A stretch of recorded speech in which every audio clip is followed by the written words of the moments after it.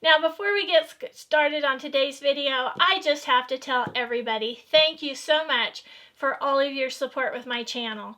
I have been enjoying the comments that all of you are leaving. My channel's growing, and that's so exciting to see. I want to thank all of you who have ordered things from my affiliate links. That helps support my channel. But just a great big thank you to all of you before we begin with today's video. So again, thanks a bunch, and I hope you enjoy the video. So I'm so excited, not this weekend, but next weekend, I am helping a friend put on our annual quilt retreat for our Quilt Guild. Now, we plan this several months in advance, almost a year in advance. Actually, we do start planning during this quilt retreat. We'll start planning for next quilt retreat. But anyway, so it does take us a long time to plan for these events. But our local Quilt Guild is putting on our annual quilt retreat next week, and I'm so excited. So I want to share some tips with you on how to prepare for a quilt retreat. Oh, I love going to quilt retreats. Now, during COVID and all that, I didn't get to go on any, and I really have. The last quilt retreat I was on was the one that our guild had last year. I didn't go on any others, and usually I go to anywhere from 3 to 5 a year, but I have cut back on that. Most of it was due to the pandemic. So anyway, hopefully this year I'll be able to go to more than just this one, but I'm getting ready for this one. So I want to share some important tips with you to help ensure that you'll have a great quilt retreat when you get to go. Now, in the comments below, be sure to tell me about your favorite quilt retreats, why you like going to quilt retreats. Anything you want to tell me about quilt retreats, tell me in the comments below. And don't forget to like, subscribe, and share with a friend. But those comments, like I've told you before, I try to reply to each and every one. So be sure to leave the comments. I love to get the comments. Okay, so let's get started. The first thing is you need to prepare early. Now, I've already done a few things. Number one, my machine is clean. I just cleaned it and I oiled it last week, so it's ready to go. And that's really important. You don't want to have machine problems when you go. Now, I've already decided also on what projects I'm going to take, and you want to decide this early. Don't just start throwing stuff in your car the day before your quilt retreat. It does take a little bit of planning, so you'll have a great quilt retreat. Now, I know that I'm going to be working on some ragtime quilts, and I usually don't take such an easy project, but since I'm helping to organize and put on this quilt retreat, I'll have lots of interruptions, so I need something that's really easy to do that will accommodate lots of interruptions. So I'm going to be taking a ragtime quilt to work on. But here are a couple tips when you're planning your projects. If you take a UFO, now this is Amy's quilt, I've taken that to several quilt retreats. Double check your box and make sure you have everything you need in there.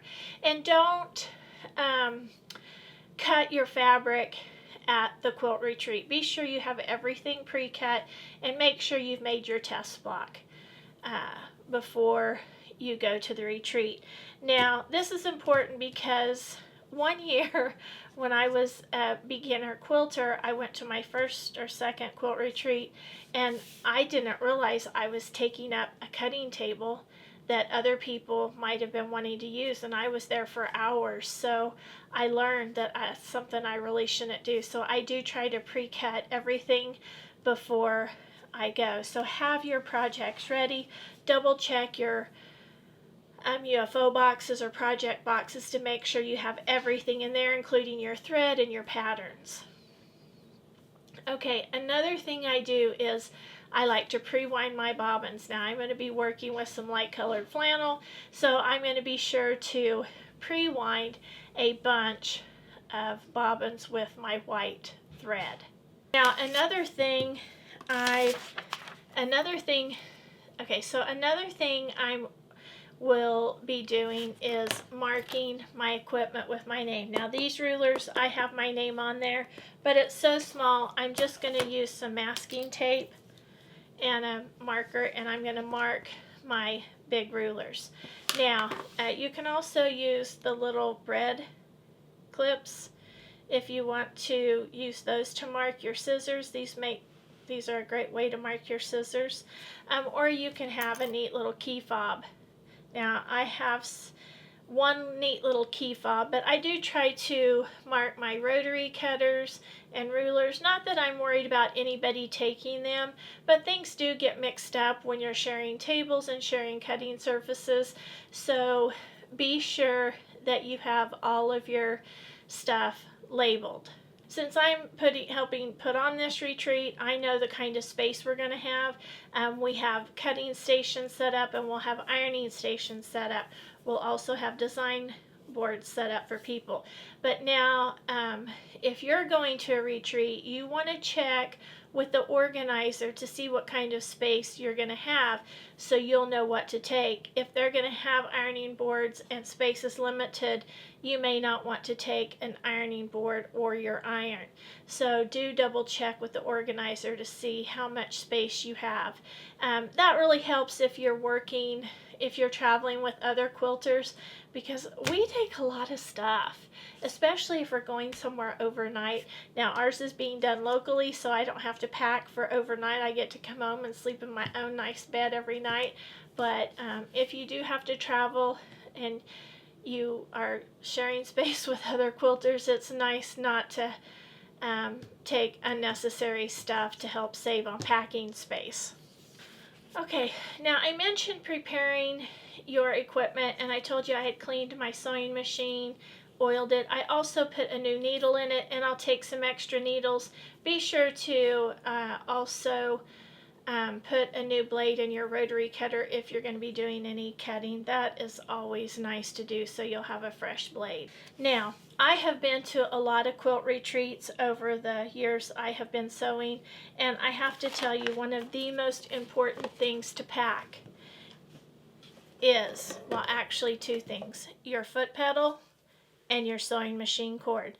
Now, I've been to retreats where people have had to travel to those retreats and they've forgotten either one or both. And when you forget these, you can't sew with your machine. So be sure and triple check to make sure you have your foot pedal and your sewing machine cord. Now, it's always a good idea too to pack a hand project, just in case you have a malfunction with your sewing machine. You're not stuck at the entire retreat with nothing to do. So be sure to pack a hand project. And again, at this quilt retreat, I don't have to worry because I'm right here in my hometown, but that is something that is important to take. Another thing you want to be sure to do is you want to take a light sweater or a jacket, because sometimes the facilities are pretty cold, even in the summer. Hopefully you're not going to be sweating, but some people get cold, and I have lent people jackets before. So be sure to take a lightweight sweater or jacket just in case you get cold in the facility. Now, I have a bag. It's called my on-the-go bag, and I have everything I need in here for sewing. I take this to quilt retreats, and I take it to sew days that aren't here in my house. And all I have to do is grab this bag and take it. Now, I do have a video that shows what goes in this bag, so if you want to see that, you can check the link out for that one. But this bag is just always ready to go. Now, on occasion, I do check it just in case I've taken something out of it, but I try to keep this ready to go. And an on-the-go bag is a good thing to have because many of us have duplicates of things, and so we have probably plenty for an on-the-go bag that can just always be ready, and one we don't have to use out of because we have so much stuff. Okay, a couple more tips I want to give you. Be sure you take a Be sure that you take a non-spillable drink container. That will just help save your projects and those of the people sitting around you. I always take a insulated cup that has a snug fitting lid to help decrease the risk for big goof ups like that. I certainly don't want to ruin my stuff or anyone else's, so I do like to take one of those non-spillable thermal, what are they called? Insulated cups. Here's another tip. When you're going to be sewing on lightweight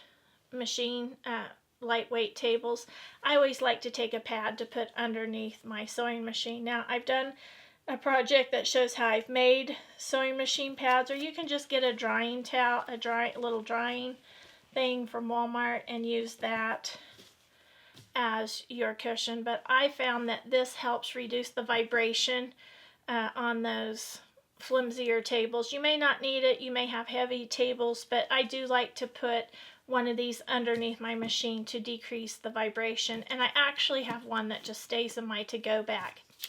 Okay, now, one of the reasons that some quilters go to quilt retreats is because of the food. There is usually really good food. Now, at our quilt retreat that we're having, everybody's to bring snacks. Now, it's pretty interesting because most quilters don't just bring store-bought snacks. They bring homemade snacks. And, oh, they're just delicious. In fact, I think I know just the one I'm going to be taking, and people have really, really liked it. It may be a little too hot, though. It may get kind of melty, so I may have to rethink what I'm going to take. But anyway, be sure to check the instructions or the handout from the organizer to see if you need to bring snacks. Oh, I am so excited for this quilt retreat. It's going to be so much fun. Again, these are one of my favorite things. So I guess I better get busy and make sure I have everything in order. So until next time, have fun quilting.